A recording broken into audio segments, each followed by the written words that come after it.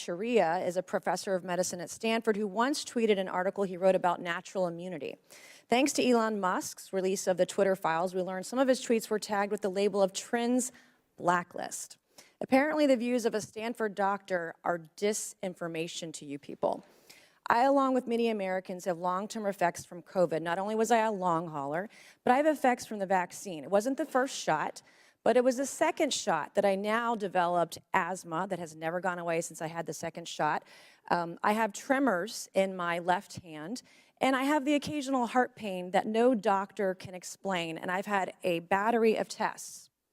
I find it extremely alarming Twitter's unfettered censorship spread into medical fields and affected millions of Americans by suppressing expert opinions from doctors and censoring those who disagree with the CDC. I have great regrets about getting the shot because of the health issues that I now have that I don't think are ever going to go away. And I know that I'm not the only American who has those kinds of concerns. Another example of what Twitter has done to censor folks is from Dr. Martin Kulldorff, a Harvard-educated epidemiologist, who once tweeted, "COVID vaccines are important for high-risk people and their caretakers. Those with prior natural infection do not need it, nor children." The Twitter files reveal this tweet was deemed false information because it ran contrary to the CDC. So my first question this morning of Ms. Gaddy, may I ask of you, where did you go to medical school? I did not go to medical school. I'm sorry? I did not go to medical school. That's what I thought. Why do you think you or anyone else at Twitter had the medical expertise to censor a doctor's expert opinion? Our policies regarding COVID were designed to protect individuals. We were seeing— You guys censored Harvard-educated doctors, Stanford-educated doctors, doctors that are educated in the best places in the world, and you silenced those voices. My next question is, did the U.S. government, I have another chart I want to show you, Ms. Gaddy.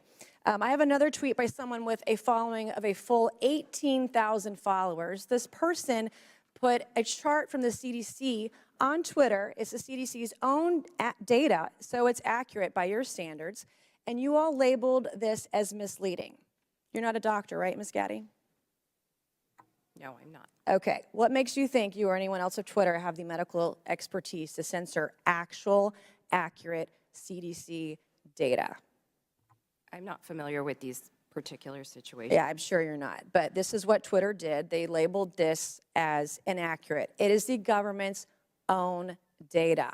It's ridiculous that we're even having to have this conversation today. It's not just about the laptop. This is about medical advice that expert doctors were trying to give Americans because social media companies like Twitter were silencing their voices. I have another question, my last one for you, Ms. Gaddy. Did the U.S. government ever contact you or anyone at Twitter to pressure Twitter to moderate or censor certain tweets? Yes or no? We have a program. Did the U.S. government ever contact you or anyone at Twitter to censor or moderate certain tweets? Yes or no? We receive legal demands to remove content from the platform from the U.S. government and governments all around the world. Those are published on a third-party website, and anyone can review them. Thank God for Matt Taibbi. Thank God for Elon Musk for allowing to show us in the world that Twitter was basically a subsidiary of the FBI, censoring real medical voices with real expertise that put real Americans' lives in danger because they didn't have that information. I also want to thank one of my colleagues, Ro Khanna, because as it turns out, censorship isn't just an important issue to conservatives.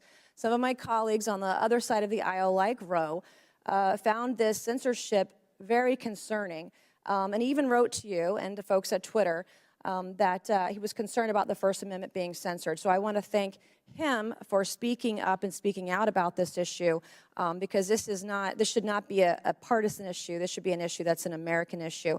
Mr. Chairman, I would like to enter into the record, I ask unanimous consent, to enter into the record a Wall Street Journal article from December 9th, 2022 by Justin Hart entitled, "The Twitter Blacklisting of Jay Bhattacharya." Enter the record, please, Mr. Chairman. With that objection, so ordered. Thank you, and I yield back.